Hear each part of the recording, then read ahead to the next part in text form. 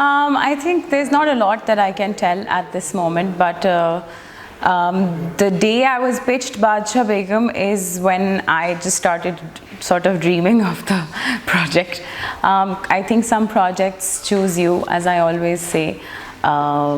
मुझे ऐसा लगता है कि जो चीज़ आपकी डेस्टिनी में होती है वो इवेंचुअली आपको मिल जाती है, चाहे आप लाइफ के किसी भी स्फेयर में हो. So for that, Badshah Begum has definitely been a project that was in rounds, और काफ़ी अरसा से मुझे pitch हो रहा था. फिर there was something कि पता नहीं मैं करूँगी नहीं करूँगी, but then I think it came back to me again, and then I finally signed it and everything went well, alhamdulillah. I think it's been roughly 4 years now that I've been in the industry, and मेरे लिए I think her actor के लिए उसकी journey में एक arc होता है कि उसने किस तरह की कैरेक्टर्स करने हैं. ऐसा कैरेक्टर बहुत कम लिखा जाता है, बहुत खूबसूरत लिखा है और बहुत खूबसूरत तरीके से शूट हुआ है. मैंने जब स्क्रिप्ट पढ़ी थी उसी वक्त से obviously you can't say no to a character like this, because it's a character that is that's invincible, it's an irreplaceable character. इस तरह के कैरेक्टर्स बहुत कम लोगों को मौका मिलता है करने का, तो ना करने की तो गुंजाइश ही नहीं थी आई थिंक. मुझे लगता है हमेशा से थ्रू आउट द ईयर्स जब से दुनिया बनी है women have been in power, लेकिन उनके बारे में स्टोरीज़ कम सुनाई गई हैं. हमारे मुल्क की बहुत बड़ा नाम है Benazir Bhutto. She was somebody who was in power and she made a lot of changes, and I think उनके अलावा भी बहुत सारी ऐसी औरतें थीं जो पावर में थीं, पॉलिटिक्स में थीं, और उन्होंने बहुत ज़बरदस्त मुल्क के लिए भी किया और लोगों के लिए भी किया.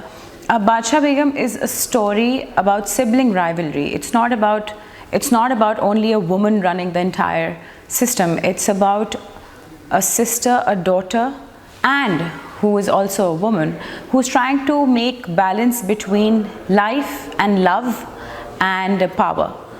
And what got me intriguing into the character is कि जब इंसान को पावर मिलती है तो वो उसके साथ क्या करता है.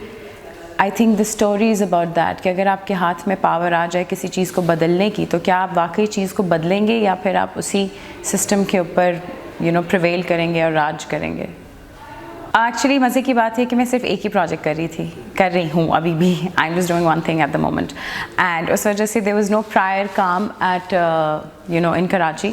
बट लाड़काना में जब हम सब साथ थे it was I don't know, I think हम लोगों ने इतनी स्ट्रॉन्ग बॉन्डेज बनाई है, इतनी स्ट्रॉन्ग बॉन्डिंग हुई है हमारी कि we are like a family now, be it anybody from the cast. I think I had a great time, and this is one of the sets after Parey Hut love. ये वो set है जिसको मुझे लगता है कि this is something that I will take forward in my life. यहाँ से कुछ ऐसे लोग हैं जो मेरी ज़िंदगी का हिस्सा बन गए हैं, जिनको मैं आगे अपनी ज़िंदगी में एज फ्रेंड्स रखना चाहूँगी. And specially I like to specially mention about Hamza Suhail and Komal Meer. वो दोनों मेरे बहन भाई प्ले कर रहे हैं, और आई थिंक एक्चुअली मेरा हमज़ा से और कोमल से इतना ही प्यार हो चुका है, हमज़ा से बहुत ज़्यादा. उसको मैं कहती हूँ कि बस मैं तुम्हें अडॉप्ट कर लिया, यू माई ब्रदर.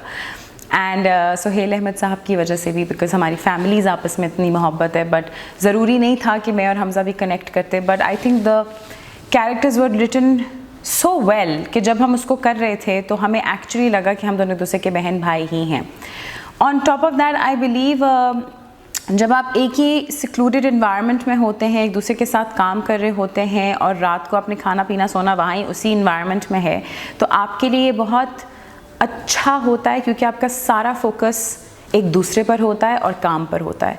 तो जब हमें फ्री टाइम मिलता था उसमें भी आई थिंक बैठ के हम लोग सारा दिन यही डिस्कस करते थे, अब तुम्हारे कैरेक्टर के साथ क्या होना है, अच्छा मेरे कैरेक्टर ने ऐसा क्यों किया, अच्छा व्हाट डू यू थिंक कि जब तुम्हारे कैरेक्टर के साथ मैं ये करूँगी तो फिर मुझे क्या करना चाहिए. लाइक लिटरली हम एक दूसरे से अपने कैरेक्टर आर्क्स के बारे में डिस्कस करते थे, and I think that helped a lot in the scenes. क्योंकि जब सीन्स होते थे और हमारी प्रायर डिस्कशन हुई थी, क्योंकि टीवी में ट्रेनिंग नहीं होती है, रिहर्सल्स नहीं होती हैं, इतना टाइम नहीं होता, तो जब हम वहाँ थे हम सारी रात सारा दिन ये चीज़ें डिस्कस करते थे. वो it became a part of our rehearsal and our training, and I think scenes उस तरह से बहुत स्मूथ हुए एक दूसरे के साथ.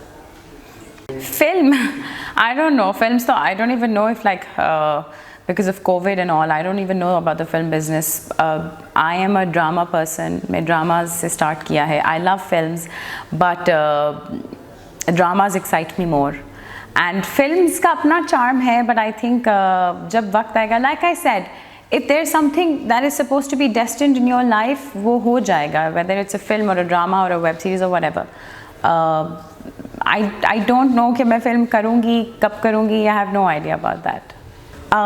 Just eat healthy, feel good, be positive, stay in the moment, and stay away from negativity, stay away from people who are toxic, and enjoy life and live every moment.